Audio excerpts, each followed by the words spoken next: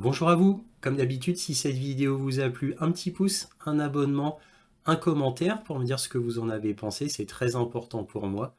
Éventuellement un petit don, lien dans la description, cela me permet de publier régulièrement. Merci à tous de votre soutien à cette chaîne et bien sûr partagez, partagez. Bref, cette vidéo va être sur le rapprochement du monde arabe envers la Russie. Et nous verrons les faits, rien que les faits, comme d'habitude avec des coupures de journaux, et à la fin ma conclusion, mon analyse finale. Alors pourquoi je veux parler de ce rapprochement du monde arabe avec particulièrement l'Arabie Saoudite, l'Iran, la Palestine, la Turquie et la Ligue arabe, cette entité qui est très importante? Eh bien tout simplement parce que c'est très important au niveau de la géopolitique mondiale. Et cela montre que le travail de Sergei Lavrov, qui est le ministre des Affaires étrangères russe, a porté ses fruits. Il a travaillé pendant des années à ce rapprochement et maintenant il en récolte les fruits. Donc c'est un succès total de la diplomatie russe, comme il y a eu ce coup exceptionnel de la diplomatie chinoise qui avait fait le rapprochement entre l'Iran et l'Arabie Saoudite. Donc la Russie a réussi son coup. Évidemment, n'oublions pas le rapprochement historique de la Syrie avec le monde arabe, chose qui était un exploit diplomatique, hein, bon, pas autant que l'Iran et l'Arabie Saoudite, mais pas loin presque. Donc encore une fois, la diplomatie russe est exceptionnelle d'efficacité et de qualité. On ne peut pas dire la même chose de l'Europe et de l'Amérique du Nord, très très loin de là. La diplomatie européenne et de l'Amérique du Nord est absolument ridicule comparée à la diplomatie russe, qui non seulement réussit un rapprochement du monde arabe avec la Russie, mais réussit un rapprochement de la Chine, de l'Inde, de l'Afrique, de l'Amérique du Sud. Donc en gros, la diplomatie russe est extraordinaire de qualité. Donc il y a un contraste énorme dans la qualité des diplomates russes avec le reste du monde. Donc ça, c'était à souligner. Et donc comme on peut le voir ici et comme on le voit présentement en géopolitique mondiale, c'est criant, on va dire, d'évidence, c'est flagrant. Bref, regardons quelques coupures de journaux ensemble. Alors tout d'abord, je voudrais vous montrer un article de Wikipédia qui montre tous les pays qui considèrent le Hamas comme une entité terroriste et les autres pays qui ne considèrent pas le Hamas comme une entité terroriste et même qui les ont aidés. Donc là, ce graphe est très très intéressant parce que en rose, vous avez les pays qui considèrent le Hamas officiellement comme une entité terroriste. Et tout ça, ça a été fait, ce vote qui considère oui ou non le Hamas comme une entité terroriste. Tout ça, c'est le résultat du vote aux Nations Unies. Et donc, on peut voir en rose qu'on a l'Australie, le Canada, l'Union européenne, Israël, le Japon, la Nouvelle-Zélande, le Paraguay, le Royaume-Uni et les États-Unis qui considèrent le Hamas comme une entité terroriste. Mais regardez en vert, ceux qui ne considèrent pas le Hamas comme une entité terroriste. Et là, vous voyez en vert, ça fait beaucoup de pays quand même, hein. Beaucoup, beaucoup de pays. Donc là, je voulais mettre ça en perspective parce que déjà, ça en dit long sur ce que pense le monde concernant le Hamas. Voilà. Ensuite, on va passer vraiment à ce qui nous intéresse le plus, c'est-à-dire donc le rapprochement du monde arabe. Et là, que voit-on? Quels sont les pays qui soutiennent le Hamas ou adoptent une réaction en demi-teinte? Donc là, on a International, le Figaro International, qui nous dit quels sont les pays qui considèrent le Hamas comme ami, c'est-à-dire un soutien au Hamas direct et non pas via un vote de l'ONU. Hein. Là, on parle de ceux qui soutiennent, les pays qui soutiennent le Hamas, de manière officielle, publique et directe. Voilà. Pas simplement un vote à l'ONU qui dit je considère le Hamas comme une entité terroriste, oui ou non. Hein. Là, on parle du soutien direct.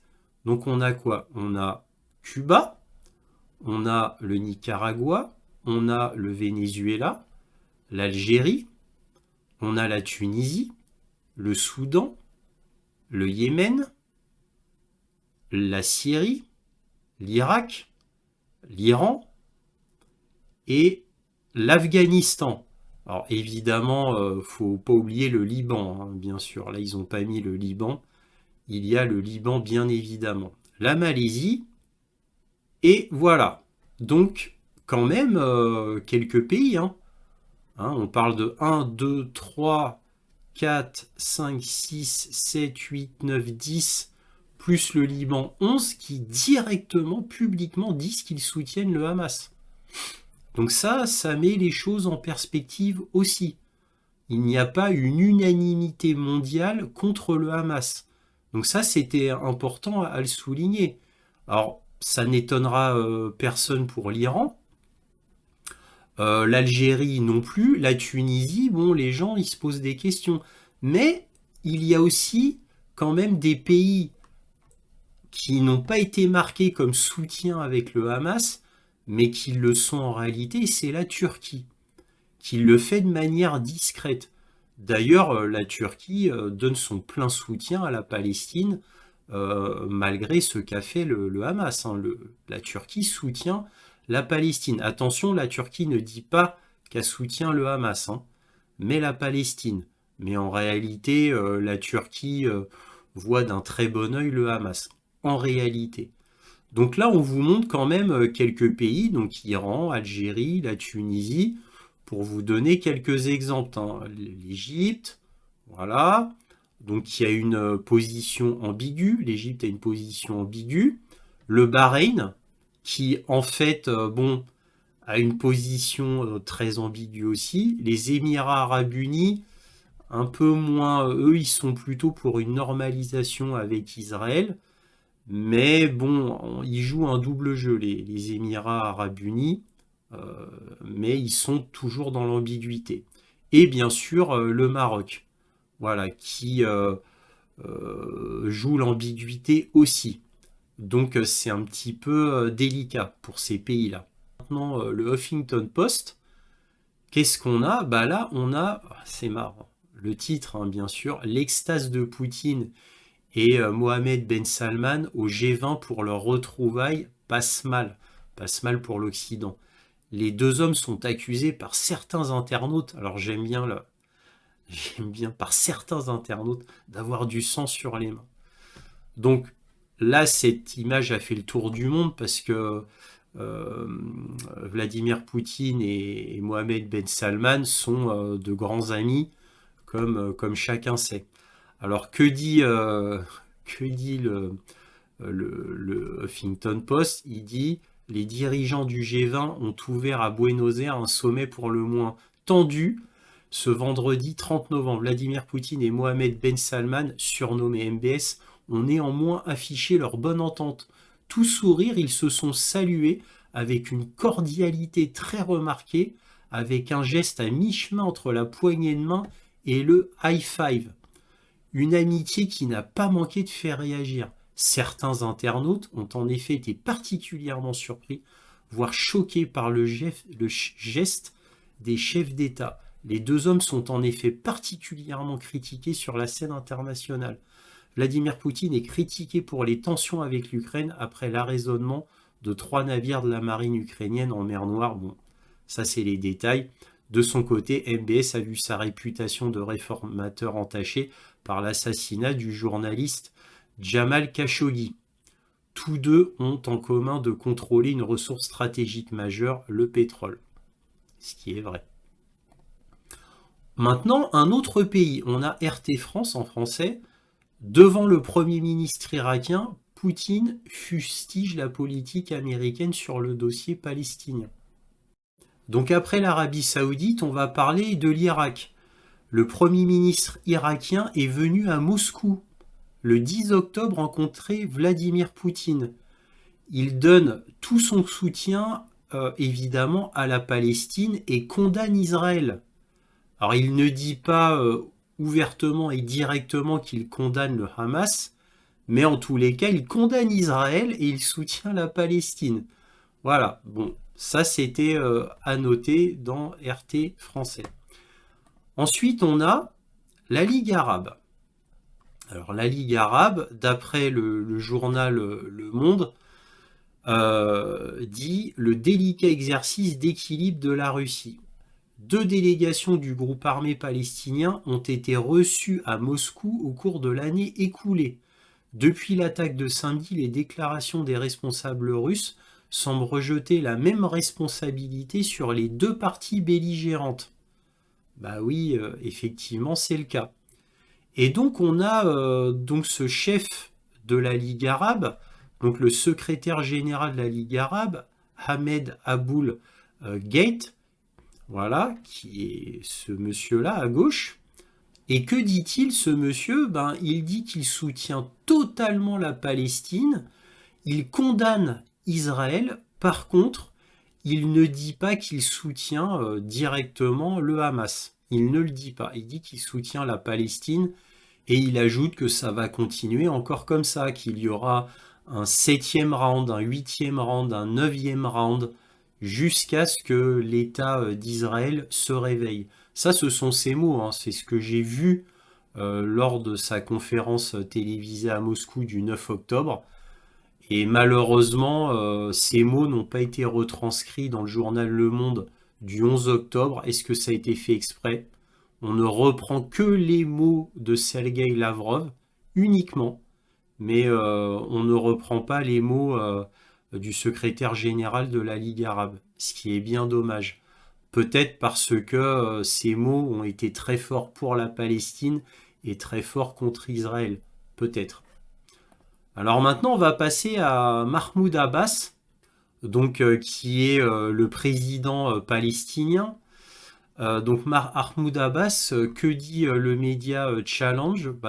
Mahmoud Abbas devrait effectuer une visite à Moscou, indique la presse russe. Alors ça, c'était le 10 octobre, ça a été confirmé. Effectivement, le président palestinien a demandé à Moscou d'être l'arbitre, tout comme la Ligue arabe avait demandé à Moscou d'être l'arbitre, puisque la Ligue arabe a dit très officiellement que Moscou était un partenaire idéal en tant qu'arbitre, puisqu'il pouvait discuter avec tous les partenaires, que ça soit l'Iran, la Palestine ou Israël. Donc voilà. Donc tout le monde arabe là se tourne vers la Russie. Alors, et ne pas oublier, mais j'en parlerai surtout après, la Syrie, qui est toujours là, il ne faut pas l'oublier, et qui soutient pleinement la Palestine et qui est tout à fait contre Israël, bien évidemment. Alors mon analyse de tout cela. Pourquoi le monde arabe, quasiment dans son entièreté, s'est tourné vers la Russie comme arbitre? Tout simplement parce que la Russie a pris énormément de respectabilité. Et pourquoi elle a pris énormément de respectabilité? Parce que sa politique, à travers les ans, est constante. Et elle est vue comme juste de par le monde, excepté pour l'Occident, bien évidemment. Occident qui suit les ordres des États-Unis, ne l'oublions pas, hein. Parce que la France, l'Allemagne, par exemple, pour ne prendre que ces 2 pays-là, étaient très bien alignés avec la Russie, jusqu'à ce que les États-Unis leur ordonnent d'être contre la Russie soudainement, du fait de la guerre en Ukraine. Parce que l'Allemagne, elle s'entendait très bien avec la Russie. La France aussi, très bien avec la Russie. Tout se passait bien au niveau commercial, au niveau économique, au niveau lien, même culturel avec la Russie. Tout se passait bien, jusqu'à ce qu'il y ait la guerre en Ukraine, où les États-Unis ont donné leurs ordres. À partir de là, tout s'embrase en Europe. Et tout bascule. Au niveau politique, au niveau militaire, il y a un basculement. Surtout depuis, évidemment, le 24 février 2022, parce que c'est là que le basculement s'est vraiment fait. Là, la véritable guerre entre les États-Unis et la Russie a en fait commencé en 2014 avec le coup d'État américain. Ça, c'est le vrai commencement, la vraie origine. Mais les gens l'ont vu au niveau médiatique qu'à partir du 24 février 2022, c'est-à-dire quand la Russie a envahi le Donbass. Voilà. Bref, revenons à nos moutons, c'est-à-dire le monde arabe. Donc le monde arabe voit la Russie avec un grand respect, et même mieux maintenant avec un grand prestige, parce qu'ils ont vu que toutes les sanctions européennes contre la Russie ont lamentablement échoué, et toutes ces sanctions, en fait, ont été une aubaine, une bénédiction pour la Russie, qui est devenue extrêmement puissante grâce aux sanctions. C'est grâce aux sanctions que la Russie est devenue extrêmement puissante, et de plus en plus les jours passant. Et ce, dans des domaines majeurs. Alors on a évidemment au niveau militaire, puisque la Russie gagne la guerre contre tout l'OTAN réuni, donc militairement, mais aussi sociétalement, puisqu'on a un peuple qui est uni derrière son président, ce qui est tout à fait rarissime, rarissime, surtout que son président a entraîné la Russie en guerre contre l'OTAN. Donc ça pourrait être un petit peu difficile pour Vladimir Poutine. Eh ben non, ça n'a fait que renforcer le sentiment patriotique des Russes. Donc ça, c'est exceptionnel et c'est très respecté de la part du monde arabe. Et comme vous le savez aussi, bien entendu, du monde africain, sud-américain, etc. Bien entendu. Et puis économiquement, la Russie s'en sort merveilleusement malgré qu'elle est en guerre. Sans compter que le prix du baril du pétrole ne cesse d'augmenter, avec une entente cordiale et on va dire cohérente entre Mohamed Ben Salman, c'est-à-dire l'Arabie Saoudite et la Russie. Il y a une entente qui est ostentatoire d'ailleurs aux grandes dames des États-Unis. Bon bref, revenons aux pays arabes.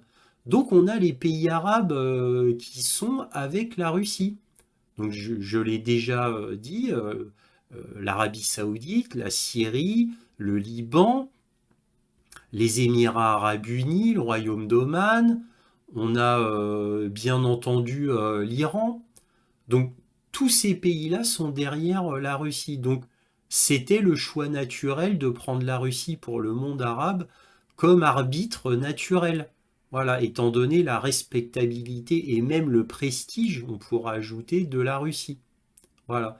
Donc tout est logique. Alors quels sont les grands gagnants pour arriver à la conclusion vraiment finale?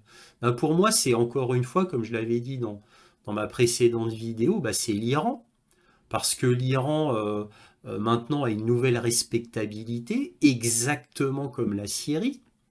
Puisque l'Iran, grâce à la Chine, il y a eu ce rapprochement extraordinaire avec l'Arabie Saoudite, mais l'Iran est devenu de plus en plus fréquentable par le monde arabe, encore une fois exactement comme la Syrie.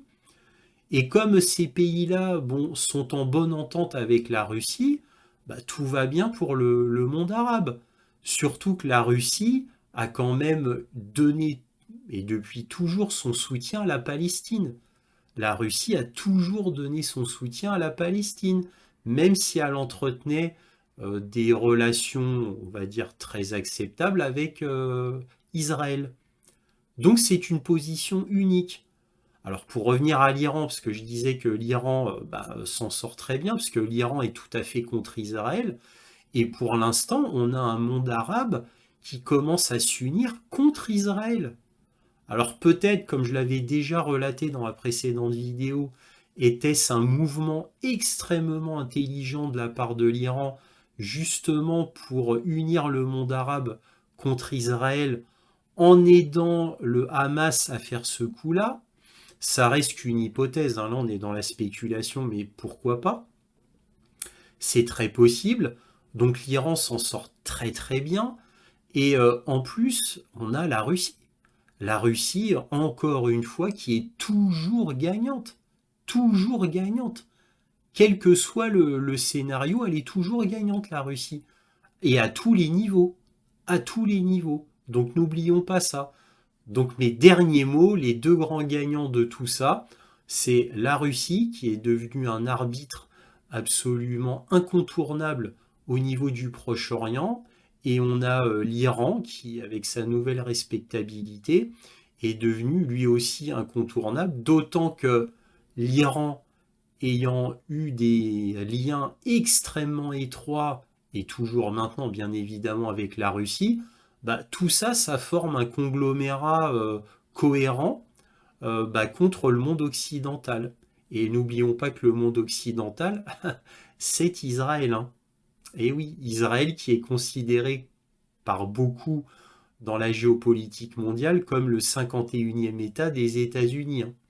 Faut pas l'oublier, hein. Exactement comme la nouvelle Ukraine de Kiev avec Zelensky, qui est pareil considéré comme un État des États-Unis. Et comment ne pas évoquer les États-Unis? Et les États-Unis sont dans un État à l'image de son président, qui est sénile, une marionnette de l'État profond, et qui fait que les États-Unis ne sont plus respectés. Les États-Unis sont devenus indignes, sans honneur, puisque en plus les États-Unis ont cette fâcheuse tendance à ne jamais respecter leurs paroles, et ni même les contrats signés. D'ailleurs, ils font ce qu'ils veulent, en toute impunité, puisqu'ils contrôlent toutes les institutions internationales. Et quand ils font de la diplomatie avec les autres pays, ils le font avec arrogance et mépris, avec évidemment du chantage, voire de la corruption, ou même des menaces, si le pays ne s'agenouille pas devant les États-Unis. Donc les autres pays du monde en ont marre, dont les pays arabes, en plus des pays africains, bien évidemment. Donc voilà, je voulais ajouter cette touche finale. Donc les grands gagnants, c'est l'Iran, la Russie. Les grands perdants, bah, là on peut le voir en Ukraine et on le voit ici dans le conflit israélo-palestinien, les États-Unis. Bah évidemment, parce que les États-Unis, de toute manière, ne pourront strictement rien faire. Voilà. Et on a vu que les pays arabes se détournaient totalement des États-Unis, à leur grand dame, bien sûr. Bon, allez, j'arrête là, parce que là, je commence à être trop long, comme d'habitude. Donc voilà, si cette vidéo vous a plu, un petit pouce, un abonnement, un commentaire, éventuellement un petit don, lien dans la description. Merci à tous de votre soutien à cette chaîne, et toujours, soyez curieux.